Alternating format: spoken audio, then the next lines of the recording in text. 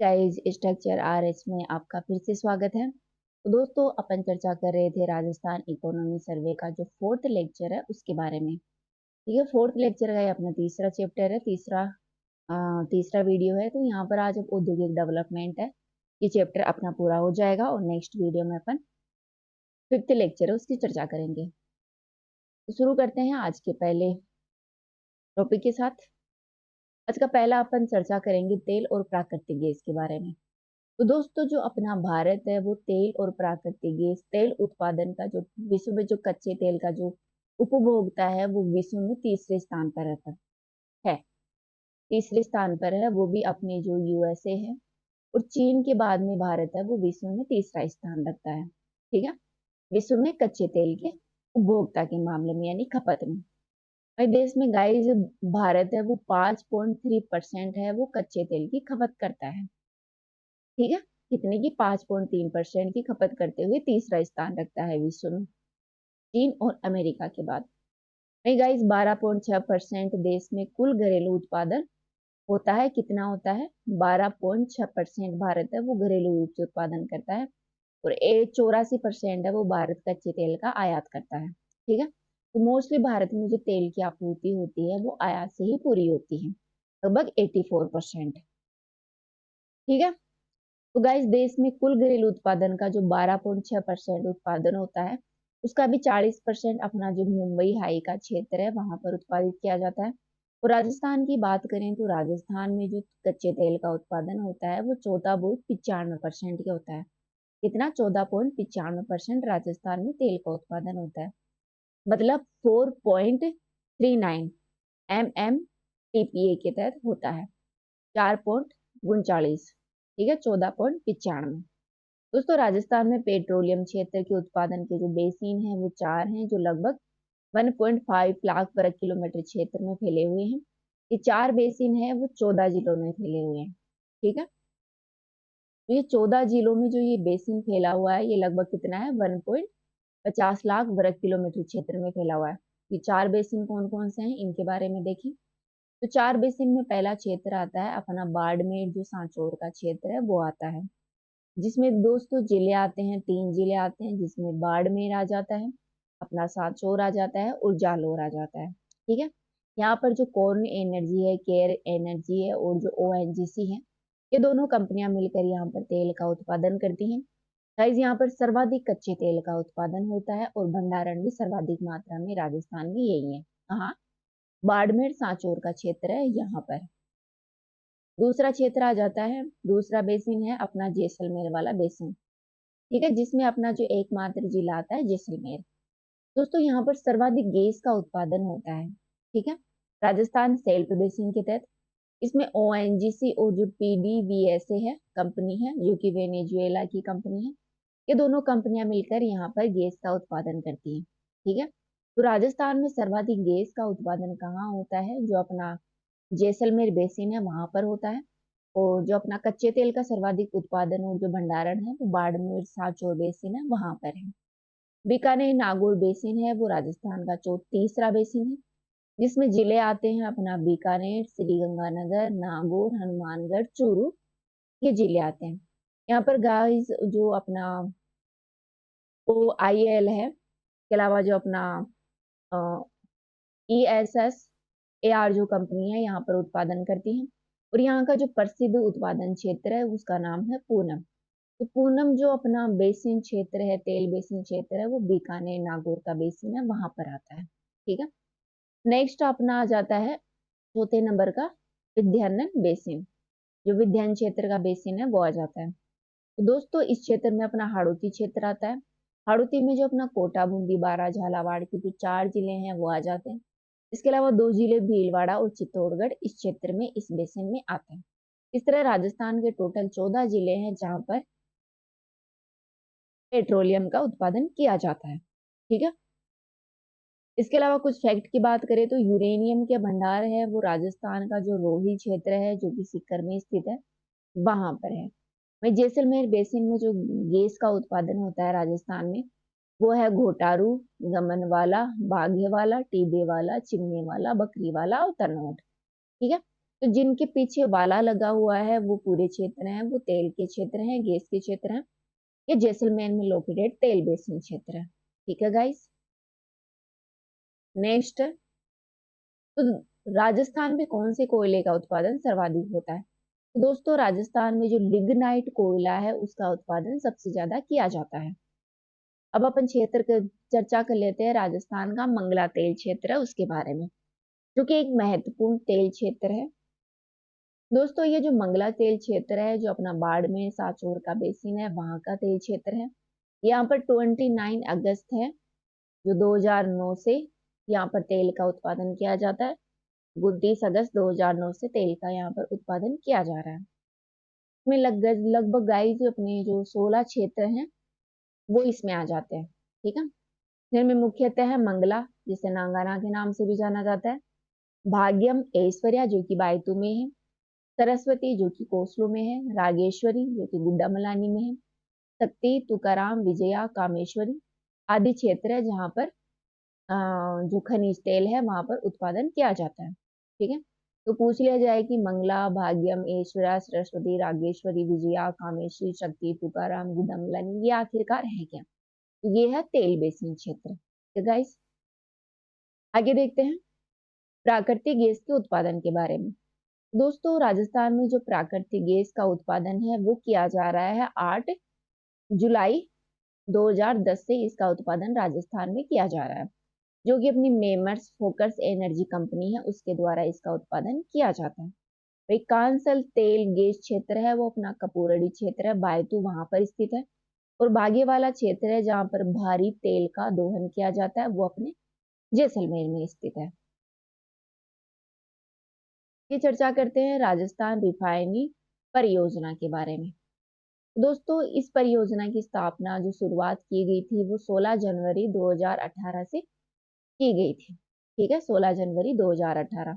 इसकी लागत है 43,129 करोड़ रुपए। ठीक है दोस्तों, ये अपना जो पचपदरा जिला है जो कि वर्तमान में बालोतरा, जो पचपदरा क्षेत्र है जो कि बालोतरा जिला है वहां का, जो कि बाड़मेर से लगा हुआ है, वहां पर ये रिफाइनरी स्थित है बालोतरा में।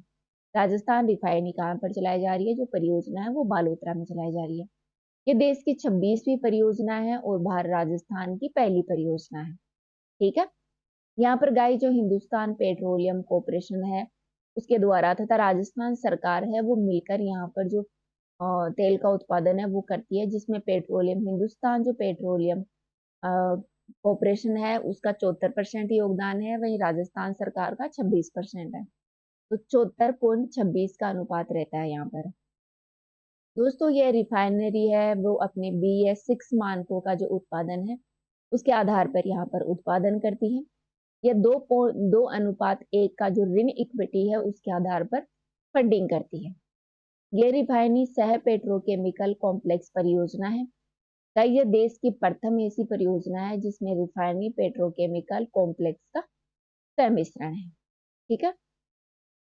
अब अपन आगे चर्चा करते हैं श्रम के बारे में, लेबर के बारे में। तो दोस्तों राजस्थान में श्रम विभाग के बारे में बात करें, लेबर डेवलपमेंट डिपार्टमेंट के बारे में, तो उच्च औद्योगिक उत्पादन को बनाए रखने और श्रमिकों को समय समय पर जो वेतन भत्ते होते हैं उनका भुगतान है वो सुनिश्चित करने के लिए, और जो विभिन्न श्रम कानून होते हैं, लेबर जो लॉज है उनके परिवर्तन कैसा क्या कुछ हो रहा है, रोजगार के नियम क्या है, इन सभी का जो श्रमिक है उनके हितों को ध्यान में रखते हुए इन कानूनों नियमों को लागू करना, इनका क्रियान्वयन करना आदि काम है वो श्रम विभाग के हैं। ठीक है।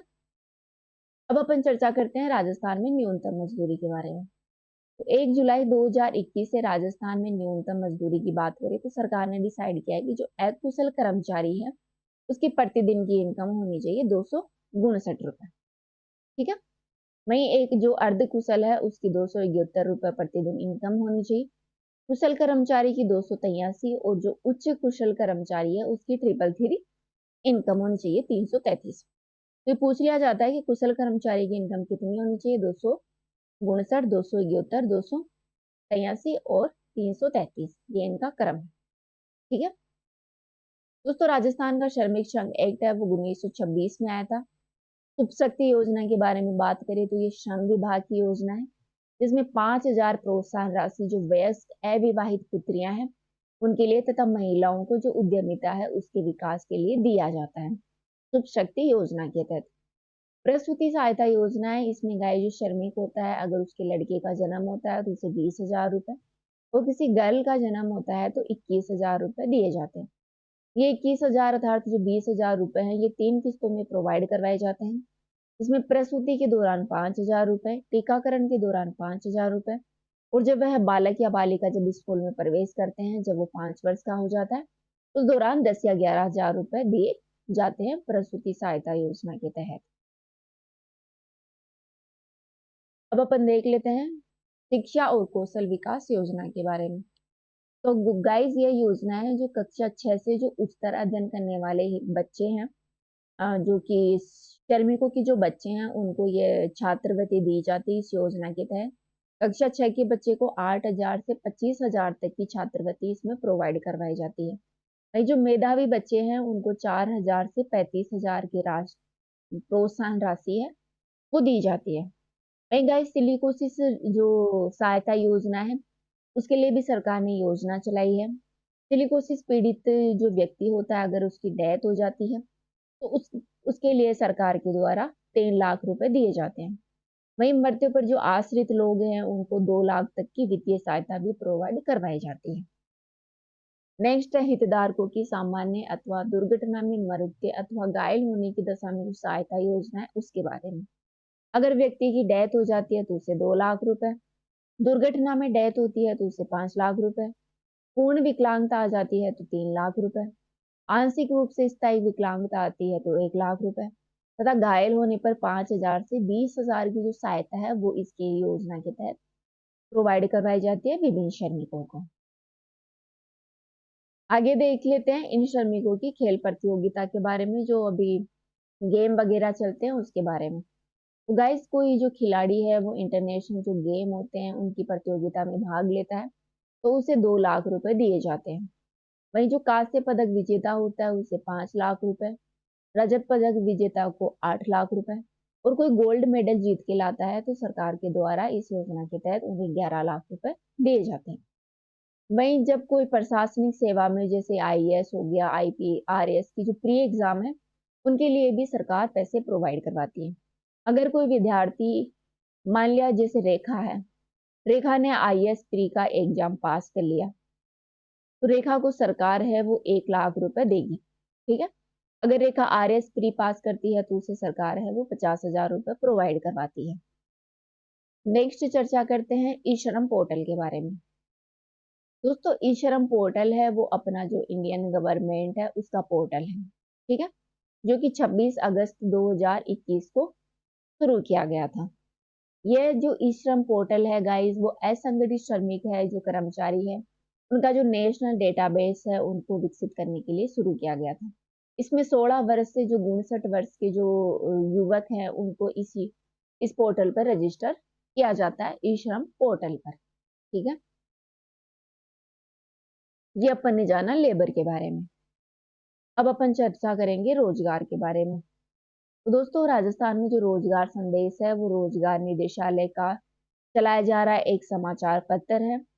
इस पत्र में रोजगार चाहने वालों के लिए रिक्तियां, प्रतियोगी परीक्षाओं, प्रशिक्षक सुविधाओं, छात्रवृत्ति, विभिन्न जो तकनीकी शिक्षा उनके बारे में यहाँ पर जानकारी प्रोवाइड करवाई जाती है। ठीक है, राजस्थान रोजगार संदेश पत्र के तहत राजकौशल पोर्टल के बारे में बात करें दोस्तों, यह पोर्टल है वो 5 जून 2020 को शुरू किया गया था। ठीक है, इसका लोकार्पण हुआ था 5 जून 2020 को।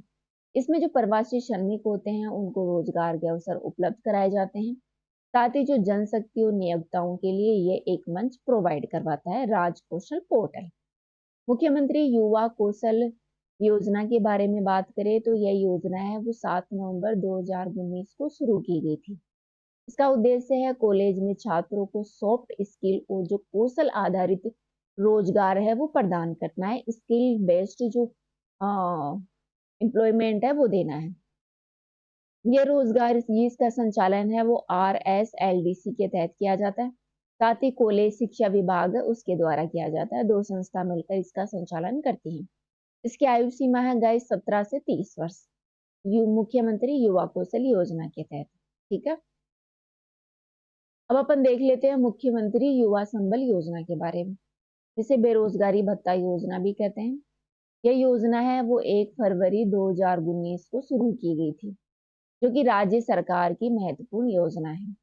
दोस्तों, इसमें बेरोजगारी भत्ता दिया जाता है, जिसमें पुरुषों को 4,000 रुपए और महिलाएं, ट्रांसजेंडर या फिर जो दिव्यांग लोग हैं उनको 4500 रुपए दिए जाते हैं। ठीक है गाइज, ये जो प्रति माह ये पैसे हैं वो दिए जाते हैं, वो भी 2 वर्ष के लिए। रोजगार पाने तक ये पैसे दिए जाते हैं। इसमें अधिकतम आयु है वो 30 वर्ष की है, मतलब ग्रेजुएशन होना इसमें जरूरी है। कोई आदमी 30 वर्ष का है तो ही उसे ये पैसे मिलेंगे। इसके लिए जैसे रेखा है, रेखा इसका लाभ उठाना चाहती है तो वो 30 वर्ष तक इसका लाभ उठा सकती है। उसकी पारिवारिक आय है वो 2 लाख रुपए तक होनी चाहिए। रेखा है वो राजस्थानी होना जरूरी है, साथ ही उसके द्वारा ग्रेजुएशन करना भी जरूरी है। दोस्तों, राजकीय विभाग में कम से कम 3 माह की इसमें ट्रेनिंग दी जाती है और 4 घंटे की इसमें इंटर्नशिप करनी होती है। इसके लिए सरकार इसमें 1,000 रुपए है वो अतिरिक्त भी प्रोवाइड करवाती है। ठीक है, नेक्स्ट अपन चर्चा करते हैं राजस्थान कौशल आजीविका निगम के बारे में, RSLDC के बारे में। दोस्तों, इसकी स्थापना है वो 17 अगस्त 2010 को की गई थी। ठीक है, 2010 को। राजस्थान कौशल आजीविका निगम के बारे में। दोस्तों, राजस्थान है वो आजीविका पर मिशन बनाने वाला देश का पहला राज्य है, जिसका उद्देश्य है गरीब और कमजोर तबके के जो लोग हैं उनका बड़े पैमाने पर आजीविका को बढ़ावा देना और जो सुविधाजनक बनाने के लिए उन्हें उचित और अभिनवी रणनीति तैयार करना है। ठीक है, इस निगम के द्वारा चलाई जा रही महत्वपूर्ण योजनाओं के बारे में बात करें तो 3 योजनाएं इसकी प्रमुख है, जो कि 3 फरवरी 2021 को शुरू की गई थी। इसमें पहली योजना है रोजगार आधारित जन कौशल विकास कार्यक्रम, राजविका। इसका नाम है राजविका भी है। इसका उद्देश्य है राज्य में जो बेरोजगार युवा है उनको बाजार से रिलेटेड जो प्रासंगिक जो कौशल है उन पर ट्रेनिंग देना है, इसकी डेवलपमेंट के लिए रोजगार के अवसर उन्हें प्रोवाइड करवाना है। इसकी आयु सीमा है 15 से 35 वर्ष। वही सक्षम योजना है जो इसके द्वारा RSLDC के द्वारा चलाई जा रही है, जिसका पूरा नाम है स्वरोजगार आधारित कौशल शिक्षा अभियान। दोस्तों, सक्षम योजना है, इसके तहत युवाओं और महिलाओं को ट्रेनिंग दी जाती है और उनका स्वयं का व्यवसाय अर्थात जो सामूहिक रोजगार है उसके लिए इन्हें तैयार करवाया जाता है। इसमें जो आयु सीमा होनी चाहिए वो 15 से 45 वर्ष है। ठीक है, ये स्वयं का व्यवसाय स्टार्ट करने के लिए इसमें ट्रेनिंग दी जाती है। वही समर्थ योजना है, जिसमें वंचित विशेष वर्ग के जो लोग हैं, पिछड़े या फिर हाशिए पर मौजूद जो परिवार है, उन लोगों की क्षमता को बढ़ाना है और उन्हें स्वरोजगार तथा उद्यमिता आधारित कौशल स्किल्स है वो देना है। सक्षम की दोस्तों जो आयु सीमा है वो 15 वर्ष से 50 वर्ष है। ठीक है, राजविका की है 15 से 35, सक्षम की है 15 से 45 और समर्थ की है 15 से 50 वर्ष। ठीक है, आगे देखते हैं रोजगार के क्षेत्र में केंद्र सरकार द्वारा चलाई गई योजना। दोस्तों, केंद्र सरकार के द्वारा दीनदयाल उपाध्याय ग्रामीण कौशल योजना चलाई जा रही है। यह योजना है गाइस वो ग्रामीण विकास मंत्रालय की योजना है। ठीक है, रूरल डेवलपमेंट मिनिस्ट्री की योजना है। दीनदयाल उपाध्याय ग्रामीण कौशल योजना है, इसका उद्देश्य है गाइस जो ग्रामीण गरीब युवा है उनको ट्रेनिंग देना, स्किल डेवलपमेंट से रिलेटेड जो ट्रेनिंग है वो देना, तथा उन्हें न्यूनतम मजदूरी प्रोवाइड कराना, उससे अधिक नियमित मासिक वेतन के साथ साथ उन्हें रोजगार भी दिया जाता है। इसका शुभारंभ गाइस वो भारत के प्रथम कौशल विकास केंद्र के रूप में 16 अगस्त 2014 को किया गया था। ठीक है, कब बनी थी यह योजना? 16 अगस्त 2014 को। इसके अलावा प्रधानमंत्री कौशल विकास योजना है, जो कौशल विकास और उद्यमिता मंत्रालय की योजना है, जो कि युवा है उनको स्किल्स दी जाती है ताकि वो अपना व्यवसाय है वो शुरू कर सके।